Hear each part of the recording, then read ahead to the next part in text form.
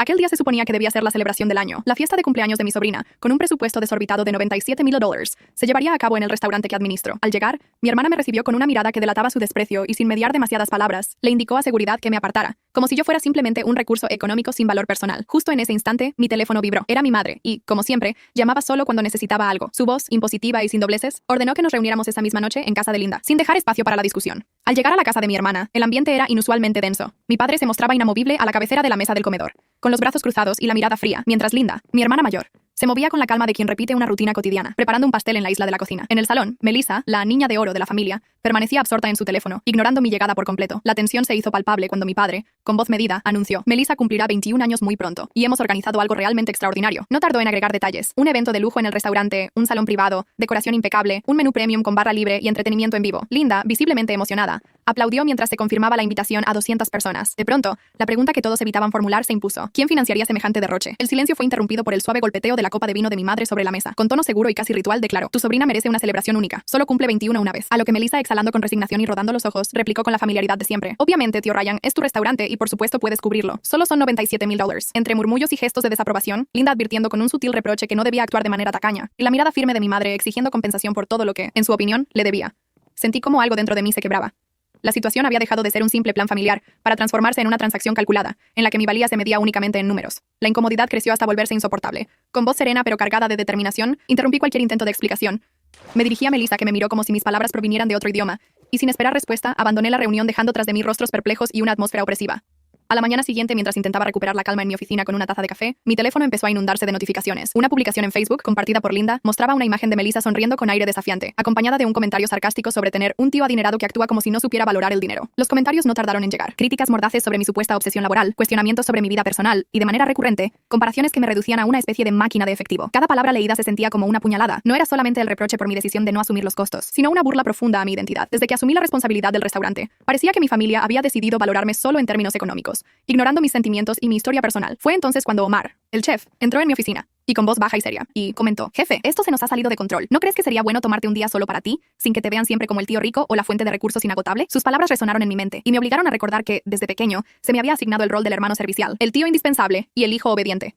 Incluso cuando me fui de casa a los 19 años y más tarde adquirí el restaurante con mis propios ahorros, jamás pude escapar de esa etiqueta de deuda emocional y económica que mi familia había impuesto. Esa noche, incapaz de conciliar el sueño, me sumergí en viejos recuerdos y en documentos olvidados. Entre papeles y fotografías descoloridas, encontré un contrato de sociedad comercial, el primero que firmé al abrir el restaurante. En él, mi madre figuraba como socia pasiva con un pequeño porcentaje, un detalle que, en teoría, simbolizaba su vínculo con el negocio, pero que ahora me parecía el reflejo de una relación más formal que afectiva. Fue en ese preciso momento cuando comprendí que ya no podía seguir permitiendo que mi vida se definiera por las expectativas y demandas de los demás. Esa noche, mientras la ciudad dormía, me prometí a mí mismo retomar el control y redefinir mi propio valor, alejándome de una dinámica en la que cada gesto se medía en cifras y obligaciones. Esta es la historia de cómo, en medio de una celebración desbordante, descubrí que el precio de ser parte de una familia puede llegar a ser demasiado alto, y que a veces, para sanar viejas heridas, es necesario reescribir el propio destino. Aquel gesto, en apariencia simbólico y cargado de gratitud, surgió cuando ella me prestó una modesta suma. Yo deseaba devolverle algo que trascendiera lo material, pero al repasar el contrato, un párrafo enigmático me heló la sangre. En él se estipulaba que, ante la disolución o un eventual cambio de titularidad, ella ostentaría el derecho a vetar ciertos eventos en el local por razones morales y familiares. Aunque la redacción era ambigua, bastaba para abrir la puerta a futuros enredos legales,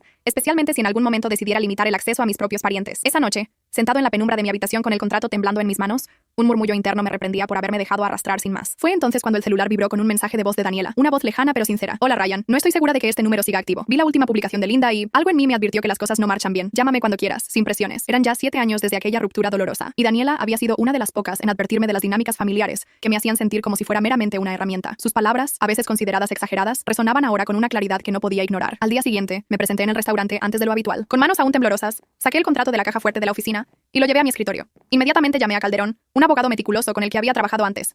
Calderón, necesito que revises este contrato. Hay una cláusula que me inquieta profundamente, expliqué con voz tensa. Él, tras leerlo con detenimiento, me advirtió: esa cláusula es peligrosa. Si alguien insiste en usar el restaurante para un evento familiar y tú te niegas, aunque el pago no esté asegurado, legalmente podrías quedar atrapado. ¿No habría manera de anularla sin tener que renegociar directamente con la parte firmante? Pregunté sabiendo muy bien a quién me refería. Un suspiro se coló en mi voz cuando respondió: tal vez podríamos bloquear el uso del salón sin invalidar el contrato, pero eso implicaría asumir ciertos riesgos. ¿Estás dispuesto? La respuesta fue un sí rotundo, y en ese instante se esbozó una idea, simple, elegante y completamente ajustada a los términos sin infringir cláusulas.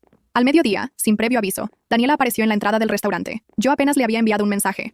¿Te animas a almorzar hoy? La vi allí, igual que antes, pero con una mirada serena que sugería haber encontrado paz en medio del caos que yo aún enfrentaba. Hola, viejo amigo, saludó con una sonrisa pícara, haciendo que se disiparan, al menos por un instante, las tensiones acumuladas. Entre risas y bromas suaves, conversamos mientras Omar, el encargado de la sala, nos servía 2 platos sin necesidad de preguntar. La conversación giró rápidamente hacia los rumores que circulaban en redes. Te vi en las noticias, comentó Daniela, cortando un delicado trozo de salmón. Dicen que tu sobrina se está convirtiendo en una especie de influencer del desastre. Ya hay memes y hasta seguidores nuevos. Encogí los hombros, concentrado en lo que verdaderamente importaba. Internet es efímero, lo que realmente cuenta es lo que pienso y siento. Sus ojos brillaron con una complicidad silenciosa, y de pronto, mi voz se tornó firme. Estoy harto de confundir lealtad con sumisión, de permitirme ser utilizado por quienes deberían comprender mi valor. Es momento de poner límites. Llegó el 12 de marzo. El sol despuntaba con una luz casi irónica, mientras yo recorría cada rincón del salón privado del restaurante, como si esperara a una visita decisiva. La noche anterior, en complicidad con Calderón, había cambiado la titularidad del alquiler para destinarlo a un evento corporativo ficticio, una exclusiva cata de vinos italianos organizada por una empresa creada de la nada. Todo estaba formalmente en regla, con una decoración minimalista y elegante, sin rastros de una fiesta convencional. No había guirnaldas, ni DJs, ni pasteles excesivos, solo copas relucientes, luces tenues y una sutil música ambiental. A las 5 de la tarde me senté en la barra, saboreando un sorbo de vino blanco, mientras Omar coordinaba al equipo. No había ningún indicio de celebración. Todos sabían que aquella jornada no se trataba del cumpleaños habitual. Sin embargo, a las 5:30, el primer grupo de invitados comenzó a llegar. Limusinas, risas forzadas y vestidos relucientes anunciaban la inminente llegada de Linda y su séquito. Melissa apareció, radiante con un vestido dorado que evocaba el glamour de una alfombra roja, desconcertando a todos. La tensión aumentó cuando la madre de Melissa, con una mirada severa, se fijó en mí. Me levanté de la barra, sintiendo en mi interior la mezcla de nerviosismo y determinación, y anuncié con voz clara: bienvenidos a la cata de vinos de Victoria Imports. Lamento informarles que la celebración del cumpleaños de Melissa ha sido cancelada para hoy. Un murmullo recorrió el salón, como si un viento gélido hubiera barrido las esperanzas de la multitud. ¿Qué estás diciendo?, inquirió Melissa, acercándose con el ceño fruncido. El salón ha sido reservado para otra finalidad. Este espacio, por hoy, es exclusivo para un evento corporativo, expliqué, consciente de lo que eso implicaba para mi familia. Linda, visiblemente alterada, replicó: ¿estás delirando? Tenemos invitaciones para cientos de personas. La tensión se volvió casi palpable cuando su rostro apareció entre los invitados, caminando lentamente con una copa en mano. Por favor, no continúes por este camino, suplicó alguien entre la multitud. Tu sobrina no merece una fiesta tan ostentosa a expensas de todos nosotros, agregó.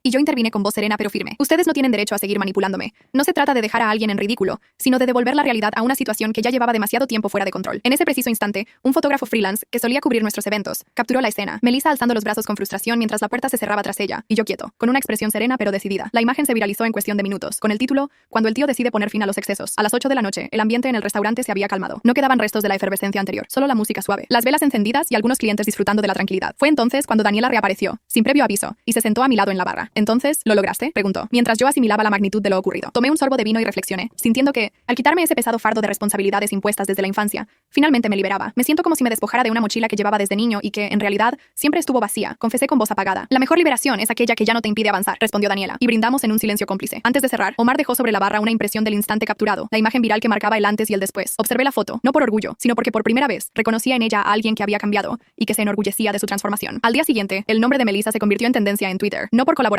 o seguidores leales, sino por un breve clip en el que gritaba, indignada, frente a la puerta del restaurante: esto es inaceptable, soy tu sobrina. La frase se replicó en medios, siendo utilizada como ejemplo de una familia marcada por viejos patrones tóxicos. Una reconocida influencer llegó a compartir el video con un comentario que resonaba en muchos.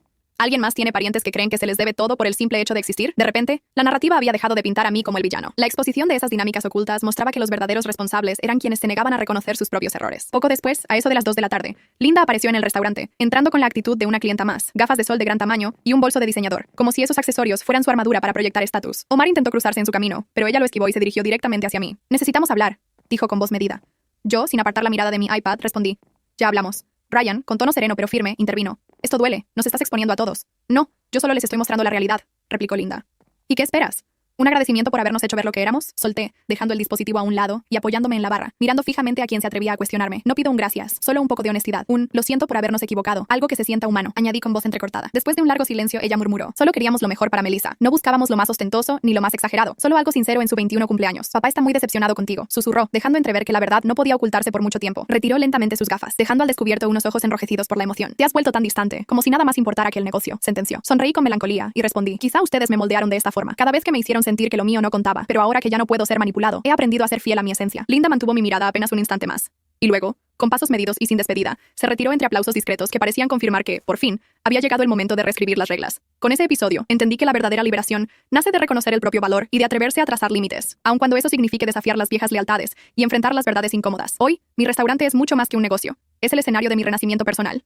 A lo lejos, entre las luces tenues del salón, una pareja de clientes observaba en silencio, como si cada detalle contara una historia olvidada. Una mujer de mediana edad alzó su copa con un gesto que mezclaba admiración y reproche. «Bravo, chef», murmuró, y en ese instante comprendí que era hora de restablecer límites con quienes abusaban de la buena voluntad. Esa misma noche, al revisar mi correo, encontré la invitación de una productora interesada en entrevistarme para un podcast sobre límites familiares y dignidad personal. Sin embargo, decidí declinar. Mi anhelo no era la fama, sino liberarme del peso de las expectativas impuestas. Más tarde, Daniela se presentó en mi casa con una cesta de comida oriental y una botella de vino sencillo. Entre mordiscos y risas, me dijo: «¿Te has percatado de que te has convertido en un símbolo? Siempre fuiste fuerte, Ryan. Antes cargabas con el peso de los demás y hoy, por fin, aprendes a sostenerte solo», agregó, mientras compartíamos un brindis. En ese pequeño intercambio, sentí cómo la esperanza se mezclaba con el sabor de la resiliencia. Unos días después, Brian, el padre de Melissa, de Minorista, publicó una carta abierta en LinkedIn intentando enmendar lo que él calificaba como un desafortunado malentendido, con palabras que exaltaban la importancia de la familia y la sensibilidad de su hija. Sus intenciones fueron opacadas por comentarios críticos que decían, por ejemplo, que no se trataba de un simple desliz, sino de una exigencia desmedida sin previo consenso. Aún así, decidí mantenerme fiel a mis principios. Ya no atendía a los clientes de mi restaurante por obligación, sino por elección, y esa libertad era mi mayor satisfacción. Una semana después, llegó una invitación manuscrita que parecía sacada de otro tiempo. La caligrafía de mi madre, elegante y distante a la vez, invitaba a una cena familiar sin formalidades, pero con un dejo de melancolía. La nota decía: «Ryan, nos gustaría tenerte a cenar este viernes, solo nosotros, para conversar sin recriminaciones. Con cariño, mamá». Aunque la forma resultaba inesperada y distante de los «te queremos» que solían acompañar sus mensajes desde mi infancia, algo en mí, quizá el instinto o la costumbre de buscar un cierre, me impulsó a aceptar la invitación. El viernes, llegué a una casa sumida en un silencio inusual. No había gritos, ni la habitual música de fondo, solo mi padre, con las manos entrelazadas, y Linda, en la cocina, vestida en tonos sobrios. Mamá, sirviendo vino como si estuviéramos en una celebración ancestral. «Qué bueno que viniste», comentó Linda, esbozando una sonrisa casi teatral. Respondí con voz medida. Nos sentamos. El pollo asado, el vino tinto y el pan recién horneado han sido orquestados a la perfección. La atmósfera se cargó de reflexión y tensión. Con voz pausada, anuncié: «Hemos estado pensando y creemos que las cosas se han desviado del camino correcto». Mi madre, con un suspiro dolorido, explicó que se había sentido traicionada por una reacción impulsiva, mientras mi padre, firme pero sereno, exclamaba: «Esta familia se ha mantenido unida durante décadas. No podemos permitir que un malentendido destruya todo lo construido». La discusión se intensificó al recordarnos que, sin mi consentimiento, habían organizado una fiesta fastuosa, y tras ello, me habían criticado públicamente. Linda intervino, señalando que Melissa, ya adulta, había adoptado actitudes autoritarias. En medio de aquel ambiente cargado, decidí actuar con transparencia. Saqué un pequeño grabador y lo coloqué sobre la mesa. «He estado registrando esta conversación por precaución», anuncié con voz serena. Ante la pregunta de mi padre, entre ceños fruncidos: «¿Estás grabando o es esto una amenaza?», respondí: «No es amenaza, es un recuerdo. Quiero que, si en el futuro se cuestiona por qué me distancié, estas palabras hablen por sí solas». Linda se levantó de forma abrupta, exclamando que aquello parecía una locura, mientras mi madre se quedó inmóvil, como recordándonos que, aunque no todo había sido erróneo, lo más doloroso fue la ausencia de empatía en medio de cálculos fríos. Finalmente, me puse de pie y dije: «Gracias por la cena, pero ya he compartido demasiadas veces la mesa del conflicto. Ya no soy el niño que dependía de un amor disfrazado de obligación». Esa noche, en la soledad de mi apartamento, escuché cada palabra grabada. No lo hice para juzgar, sino para reafirmar que la integridad tiene una voz interna, una que repite firmemente: «no». Al día siguiente, Omar, mi colaborador y amigo, llegó a mi oficina con una caja de cartón y una sonrisa enigmática. «¿Qué es esto?», pregunté intrigado. Dentro, encontré planos, bocetos y una propuesta para un food truck bajo el nombre Libre. En ese momento comprendí que, si alguna vez decidía liberarme de roles que ya no me definían, podía contar con él para construir algo propio, no por deuda, sino por el deseo compartido de renacer.